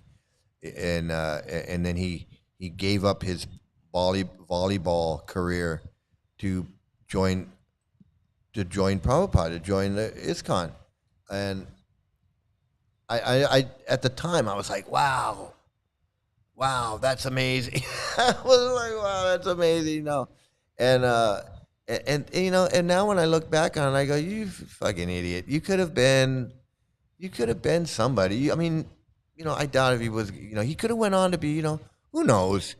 You know, he could have been in the Olympics and won a gold medal in swimming or volleyball or track and field. I mean, he was obviously athletic. If he was the top volleyball player in 1969 or 70 or whenever he was 1970, 71, whatever it was. He was the top volleyball player, then he was probably, you know, pretty athletic guy. He probably surfed. He played volleyball. He probably surfed. He could probably run track and field, you know, maybe high jump or anything, right? He could have done any of that stuff. He could have probably done any of that. And who knows? He could maybe went on to the Olympics and to compete in the Olympics or maybe, you know, play sports, major sports. Or he was getting a business degree at UCLA. So he could have graduated with that business degree and maybe opened up a business. Maybe he opened up a sporting goods store or a sporting good business. Or, you know, I got a friend from back when I was in my early 20s, and this guy, he ended up making surfboards. So I lost touch with him for, you know, 20, 30 years. I lost touch with this guy. But it turns out, you know, that he ended up making surfboards. He's got his own surfboard company. And now he's retired from that now. So it's like he had a whole thing. This guy, Donovan, who knows what he could have done. He had a business. He was getting a degree in business, and he was the top volleyball player in the country at that time when he joined the Hare Krishnas. So he had a lot going for him. He had his whole life ahead of him at the time. He could have, you know, he had a lot of avenues to take, a lot of choices to make. He had a lot of opportunities probably in his life at that time, and he chose to do this. He chose to do this. He chose to put on this orange friggin' women-hating outfit, chant Hare Krishna, distribute these books in friggin' the airport or wherever, and he's still doing that today. Just like the swimmer pod is swimming in the river so he can print books, and Indra Yumna is going to his Guru Palooza in Rishikesh so he can sell books and make disciples. It's just a bunch of big fucking scam. All of these guys, and this guy's just another one of them. And maybe he hasn't abused anybody, or he's abused people, but maybe he hasn't abused any children, or he hasn't molested anybody, or he hasn't done anything, but he's a scammer big time, just like all the rest of them. And he's no different than Gaura Hari. Because Guru Hari is going to tell you that he can take you and he can give you this and he can give you that and he's going to take you to the highest level. Donavir is telling you the same thing. This guy's saying the same fucking thing that Guru Hari is. I can take you back to Godhead. I can give you pure love of God. I'm the one that can explain Prabhupada's books to you, and I can do this and I can do that, and I'm the one. And read my books and sell my books, and I will get you back to Godhead. It's the same bullshit. The same fucking bullshit.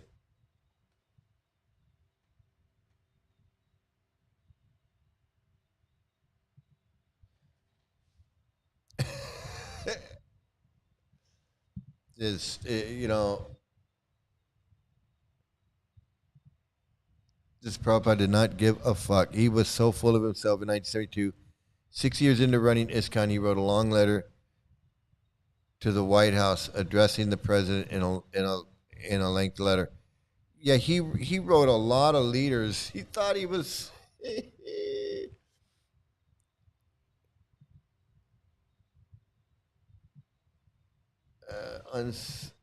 unsaint-like as fuck. Just desecrating the color orange. He owes it an apology. These guys, look at him in his orange outfit. Like, he hasn't abused anyone that we know of. He's abused people. We don't know who they are, but he has abused people. I don't know if he's molested any kids.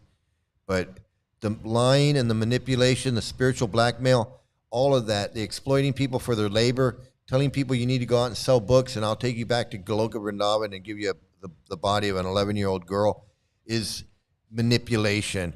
That's spiritual blackmail. It's emotional blackmail. It's everything evil and sinister. And giving this guy money because you think that he's going to take you back to God, or you're going to go out and sell his books for free. You're just going to go out there and just work your ass off for this because this guy says that that's spiritual life. Fuck him, man. These guys are full of shit. I'm just sick of these guys. And this guy. And once again, before I leave, I'm going to say once again, how do I get out of here?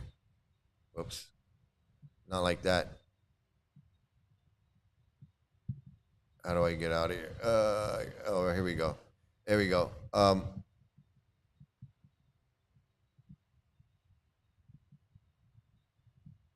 going to say it once again. Guru Hari, we look at Guru Hari and Hot Lips and we laugh and we go, oh, look at this guy. He doesn't even put on the orange outfit. What kind of guru is that? But you know what? Who cares? He's no different than all of them. They're all the same. Guru Hari, Donavir, Hridayananda. It don't matter.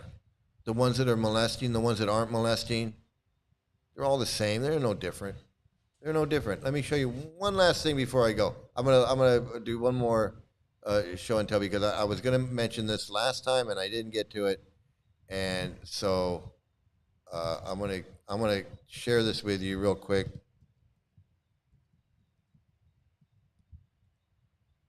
See if I can find this.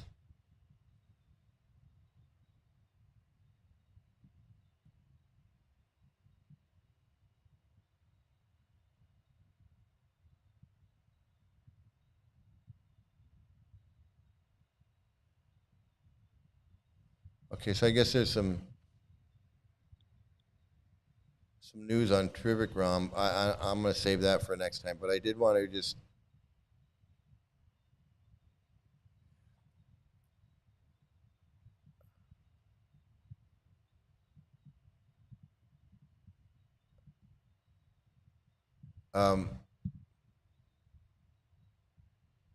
Shakuntala. This is Narayan's daughter, one of his daughters. He has about 25 kids. This guy was the most abusive, womanizing man I've ever seen. But so what his daughter is saying here is she says, hello, I'm enthusiastically reading your book, 11 Naked Emperors. That was Henry Dortorsky's book about New Vrindavan, or about ISKCON after Prabhupada passed away. She says, I love your factual journalistic approach, and I think this is an important history book for ISKCON. I lived through it, but having all the pieces put together gives some much needed perspective and sense of order to it all. I think that this book is very much a gift to members of ISKCON to document the changes in power structure that have led to today's version of ISKCON, which is important to clarify. The compassionate, inspiring culture of the society during the time Prabhupada and his first pioneers has changed much over the years. This book explains how and why, and then it says Shakuntala Zakheim, co-author of Practical Yoga, owner, Zakheim Art Conservation, and daughter of Narayan Das, ACB Bhaktivedanta Swami Prabhupada, and Nischintya Devi Dasi, ACB Bhaktivedanta Swami Prabhupada. So you can see the disease. I just wanted to mention the disease that she feels like that is her claim to fame, is that she is this daughter of this guy who married about 8 different women and had about 20 different kids. I don't know how many kids, 10 kids? I don't know. A lot of kids. On Watsika Avenue, almost every kid on Watsika Avenue belonged to Narayan. And he was very abusive to his wife. And I'm not saying, and I'm sure she's his daughter, she loves him. She loves her dad, and I understand that. And he passed away, and I'm not knocking her for loving her dad or anything. But she grew up in it. She knows her dad was abusive. She knows her dad was womanizing and marrying all these women and having all these kids. He had an infant. He she was like 30 years old. His wife was younger than his daughter, and he had a child with that woman, with his wife, with that last. I mean, it's just insane that this guy and his womanizing and his parenting and all of this, and it just shows you the dysfunction of it all, and she, I don't know if she sees it or not. Obviously, she doesn't see it. She's still brainwashed by this cult. She can't see what is what with this, and so our friend Pod immediately makes this whole thing about himself as he's responding to what she had to say. He doesn't respond to what she had to say. He responds, but he makes it about himself. He doesn't talk about what she had to say. But I just wanted to, because I knew her. I used to see her all the time, and I knew Narayan. He'd come by my place all the time. So I probably knew him and saw her more than probably anybody at the LA Temple. And she's a really nice woman. She got her own kids. She got her own kids, her own family, her own business, her own thing. She's still a Hare Krishna devotee. But that's Shakuntala and her father, and that was just another. And I guess that's my brush with greatness, because he's so famous that she signed this. She signed this that she's his daughter, a daughter of Narayan and Nischintya, because he had about 5 or 6 wives, so and all these different kids. So she's the daughter of him and this wife, not the other wife, not one of the other 5 or 6 wives that he had. So that's the story of Narayan. I just had to bring that up. It's just this cult is so much trauma. And there's trauma for me. I'm sorry, but there is trauma for me. But anyway, I want to thank everybody for watching today. This is my show about book distribution and cults exploiting labor. Hare Krishna is exploiting your labor. Don't let them exploit your labor out there. Don't let them use you as a recruitment tool and as decoration for their book scheme, for their disgusting book scheme and their guru grifting scheme. So That's my warning for today. So watch out for that. Where's my bell? I gotta ring the bell. I don't have my bell. Here it is. Yay. Okay, so I want to thank everybody. Thanks. Oh wait, what do we got? Yeah, the beauty that we know of. Yeah, right. That we know of. We got bananas. We got all kinds of bananas. It's bananas, man. And Rafal, thanks, Rafal, for all the links and all the clips. And Cookie, thanks for coming in. And I'll see you around. I'm glad you found us. And come back next time, absolutely.